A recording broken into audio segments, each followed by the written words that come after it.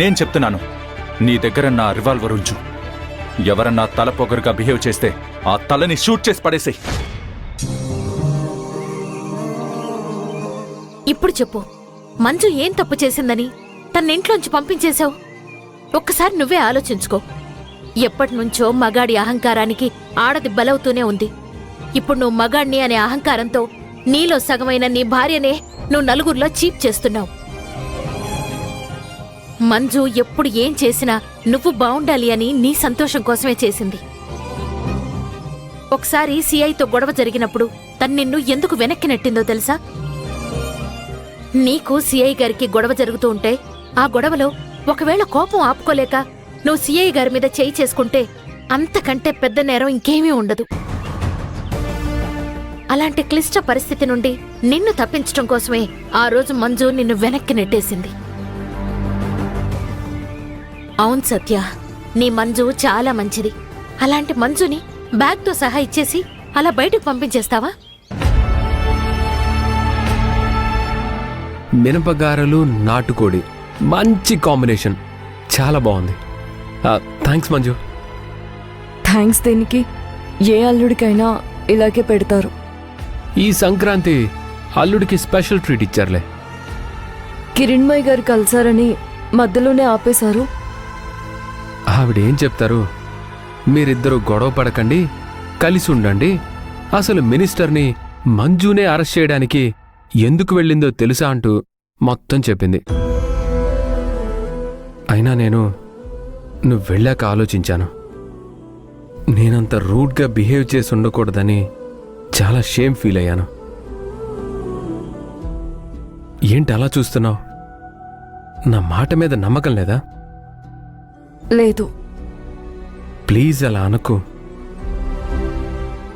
మనం మన ఇంటికి వెళ్దాం మంజు. నేను రానండి. సారీ చెప్తున్నాను కదా. సారీ చెప్తే అయిపోతుందా? నా చెయ్యి పట్టుకొని నా బ్యాగ్తో సహా నన్ను రోడ్డు మీదకి విసిరేశారు కదా సత్య గారు. అసలు నేను చేసిన తప్పేంటి? మీరు నా మీద అంత వైల్డ్గా బిహేవ్ చేయాల్సిన అవసరం ఏమొచ్చింది? నేనొక సైకోలా బిహేవ్ చేశాను, కాదనను. తప్పు చేసింది ఒప్పుకుంటున్నాను. ప్లీజ్ మంజు, ఇంకోసారి ఇలా జరగదు. మీరిలాగే చెప్తారు. ఇంటికొచ్చాక మళ్ళీ ఇదే వరుస ఉంటుంది. మీరు అవమానించింది నన్నైతే మర్చిపోయేదాన్ని. మీరు బ్యాగ్ని బయటికి విసిరేశాను అని అనుకుంటున్నారు. అది బ్యాగ్ కాదు సత్య గారు, అది నా ఆత్మాభిమానం.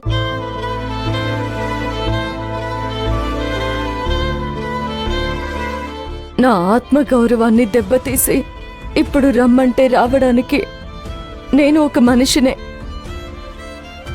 ఆ మినిస్టర్ గారిని నువ్వు అరెస్ట్ చేసావనేసరికి కోపం ఆపుకోలేకపోయాను. అయినా నీ మీద కోప్పడలేదు. మీ సిఐ మీద కోప్పడుతుంటే నువ్వు నన్నేమన్నావు? నన్ను కూడా సెల్లోకి తోసేస్తానన్నావు. ఆ విషయమే నాకు కోపం రావడానికి కారణమైంది. కోపం ఎందుకు వస్తుందండి మీకు? ఆ మినిస్టర్ మీద ఉన్న ప్రేమ నా మీద కోపడేలా చేస్తుంది. మిమ్మల్ని ఆ మినిస్టర్కి దూరంగా ఉండమని చెప్పడం కూడా కోపమే. తప్పుడు పనులు చేయకుండా ఉండమని మంచి మాటలు చెప్పడం కూడా కోపమే. మీ కోపానికి ఒక అర్థం లేదు, ఆ వచ్చే కోపానికి ఒక హద్దు లేదు. ఇవన్నీ ఎలా మర్చిపోయి నన్ను రమ్మంటారు? ఎన్ని రోజులు భేదాభిప్రాయాలు ఉన్నది వేరు. ఇప్పుడు మీరు నాకస్సలు పనికిరావు అని నన్ను నెట్టేయడం వేరు కదా. నేను దీన్ని ఎలా క్షమించగలను? చూడు మంజు, ఇప్పుడు అల్లుడు గారు, అల్లుడు గారు ఏమీ అనుకోవద్దు. ఈ కాలనీ వాళ్లకు ఏవో చిన్న చిన్న ప్రాబ్లమ్స్ ఉన్నాయంట. మిమ్మల్ని కలుస్తామని వచ్చారు. పర్లేదు అత్తయ్య గారు, రమ్మనండి, మాట్లాడతాను. సరే అల్లుడు గారు, ఇప్పుడే వాళ్ళని రమ్మని చెప్తాను.